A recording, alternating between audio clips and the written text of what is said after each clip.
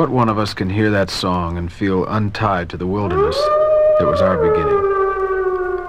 To Western man, that cry filling the woods from every side is at once mournful and menacing, yet strangely alluring.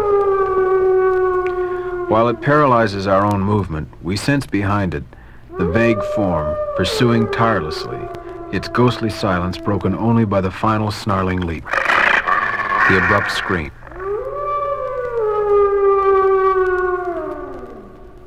Well, such is the stuff that myths are built on, and such is the potential in the wolf's fear-striking ability, that the folk language of dozens of countries is filled with such tales. But from these tales, most of us form our lasting, erroneous impressions of the wolf.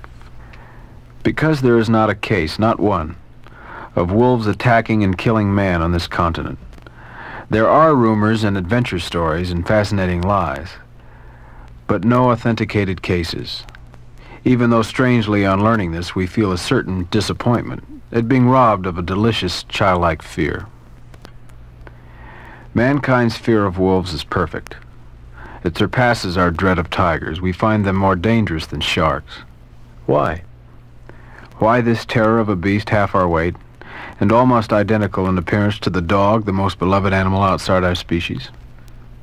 It is not his appearance that stops our heart. The opposite.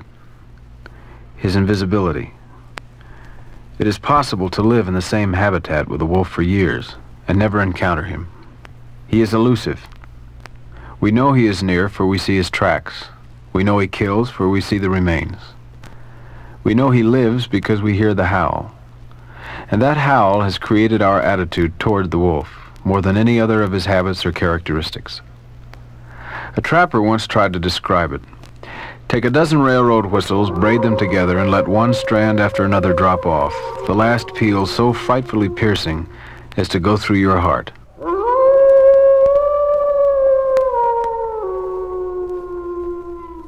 The howl of the threatening wolf, that ugly signal of catastrophe, echoes through our culture, repeated in songs, in poems, in movies.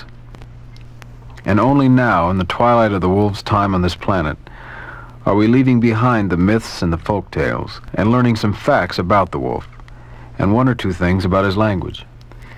He once roamed the continent, filling his role in the wilderness. Then man showed up. Always, and the pattern never changes, man moves into the wolf's territory.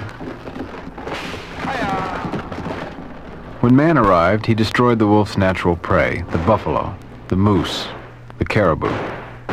He changed the habitat of the wolf and the wolf's prey, and he turned the lands over to his own defenseless beasts, the cow and the horse, sheep and goat. The wolf adapts. He kills and eats the only prey available to him, man's livestock. And while man fights back with guns and traps, snares and poisons, the wolf's only means of survival are his wits. So he learns to hide from man. He attempts to move away to other territory, away from the awful power of man. And so, once having the largest distribution of any large mammal in North America, today he is gone from all the United States but Alaska and part of the upper Great Lakes states. Even where he still lives, he is pursued because he kills deer, moose, caribou that man values for sport hunting. He lives and travels in his pack. With luck on his side, life lasts about 7 years. Although his jaws are powerful enough to snap a 2-inch log or crush an elk's thigh, they are seldom turned on his fellow wolves, and he never fights to the death. His teeth, his speed, his very strength are simply tools by which he has a chance to live long enough to continue his species. The wolf brings no more anger or ferocity to his task of catching and killing a deer than you or I do in eating a sirloin steak or picking apples. He never kills for the thrill of killing, and he returns to the kill over and over until it is finished. When he kills, he usually kills the old and the infirm, the diseased, and of course some young. By killing, he strengthens the herd. Ironically, by every kill, he ensures that the next victim will be even harder to take. As the Eskimo legend puts it so neatly, the wolf and the caribou are one, for the caribou feeds the wolf, but it is the wolf who keeps the caribou strong. The wolf is not a hunter, not in the way that the leopard is a hunter. The wolf's success at hunting comes because he is a wanderer. Indeed, this is a genetic trait. Wolves that keep moving find more prey and consequently survive longer. They slip into a tireless trot of about 5 miles per hour, which the wolf can maintain for half a day. The element of chance governs their encounter with prey as much as any specific hunting skill. As they cover the miles that make up a day's travel, they ordinarily come upon a herd or a single animal. When that happens, they give chase. And they are successful less than 7% of the time. That seems astounding until we remember that the wolf has made his prey strong. By culling the weakest and slowest, the wolf causes the remaining faster animals to become the breeding stock, and a newer, stronger animal is the result. And so the wolf travels and chases, and often enough wins. And the prey races away for its very life, and often enough wins. Life in the pack, though apparently simple, is extraordinarily intricate. Each wolf must learn exactly his position. He learns whom he can dominate, and he remembers those who dominate him. In each pack there is one stronger wolf, which none can dominate, and who dominates all others. This is the leader, or alpha wolf. He leads his pack until he is deposed by a younger, stronger wolf, who then becomes the next alpha, the next leader. The leader must be forever alert, protecting his position of dominance, and displaying the leadership that will win food and shelter. When the wolf chooses a mate, it is done within the rules of dominance already established in the pack. About 3 weeks before the birth of the pups, the female begins to seek her den. Soon, for the billionth time, wolf pups enter the world. They are blind, deaf, and weigh about 1 pound. The female stays with them. The male continues to travel with the pack. When they bring down the prey, the male carries food back to the den, either in his mouth or in his stomach. But aside from bringing the food, the male is not allowed to contribute much to the early upbringing of the pups. In about 2 months, the pups are big enough to leave the den, and the entire family moves out to a litter site. This is usually a large open area where the pups can play while the pack hunts. And now any member of the pack might become the babysitter. Wolves love wolf pups and will patiently suffer through long hours of aggravation by them. They delight in watching the pups play and join in rolling, jumping, chasing, and slowly impart knowledge that the pups will later use in stalking or pursuing and catching prey. Here in the open, if you could watch without being seen, you could learn some of the language of the wolf. First, the wolf's body language. When you have owned a dog long enough, you learn to read some of his body language. His tail wags when he's happy, he cringes when frightened, his lips pull back in a snarl when he's angry. But the wolf has a richer physical vocabulary. The way he holds his tail can broadcast his social position in the pack.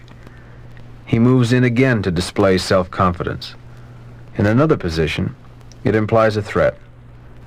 In still another position, it demonstrates surrender. The wolf's face is also extraordinarily mobile. He has facial expressions that threaten, that show suspicion, that indicate puzzlement, that suggest pleasure. And these expressions can be read by all other wolves in the pack. One of the reasons wolves so seldom fight among themselves is that they can communicate their feelings so clearly, so a crisis situation is almost never reached. And the wolf employs sound. He whimpers and growls and barks and howls. The growl of the wolf is unmistakable. It is clearly a warning. It can mean get out of my sight, or this food is mine, or stay away from my pups. It is always unfriendly. We seldom think of wolves barking, but they do, and they seem to mean something by it. There is an alarm bark. The alarm bark is short. When it is given, wolves fall silent until they determine what the danger is. The second bark is a challenge. It helps the wolf establish territory, and it is a clear warning to intruders. And finally, the howl.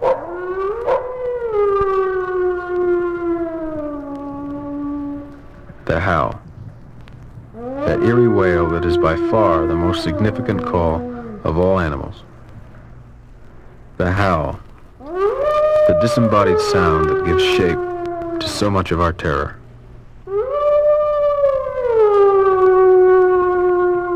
One after another, never on the same note, never for the same length of time. All voices different, yet eternally unchanged. The wolf loves to howl. Listen. When a howl begins, all wolves in the area reply, seeking contact with one another. Some wolves will run to join the pack and contribute their own song. During the howl, each wolf is concerned with his own melody, but he's also aware of his brothers. So wolves often land on the same note. One or the other will soon shift by a note or two. Maybe wolves like chords. A typical howl may begin with a few long, low howls.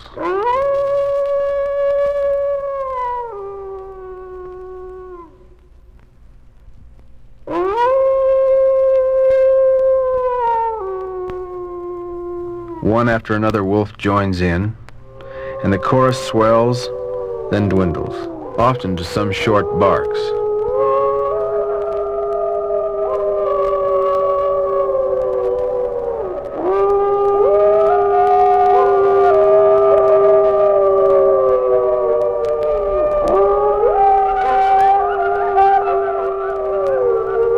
The howl sometimes serves to reunite the pack.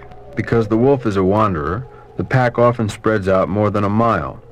As they roam during their nightly hunts, the howl would help them maintain contact. The howl also can proclaim territory. And because one wolf recognizes the howls of his own pack, he can avoid trespassing onto another pack's territory. During his life, the wolf is seldom out of sound of the howl. Except during bad weather and except during the chase, the wolf may howl at any time, and when he does, other wolves will often join in. Sometimes the howl is a casual affair, with wolves barely getting to their feet. At other times, though, the howl is an obviously exciting event. The wolves show great interest in the howl and seek contact with each other until the howl ends. But today, that howl is heard less and less. As his numbers diminish and his lands are usurped, the wolf moves away. Soon, he will have no territories to retreat to. Soon, his kind will disappear. And this splendid creature, this living machine that has triumphed for 10,000 millennia, will follow other species into the absolute, irreversible emptiness of extinction. No science will replace him. No other being will possess his qualities. A strand in Earth's thin web of life will be gone. He has been driven from most of Europe. He is being driven from North America. He is bountied in Alaska, Ontario, and the Northwest Territories. He is poisoned and trapped. He is shot from airplanes and chased by riflemen on snowmobiles into the last retreats of vanishing wilderness.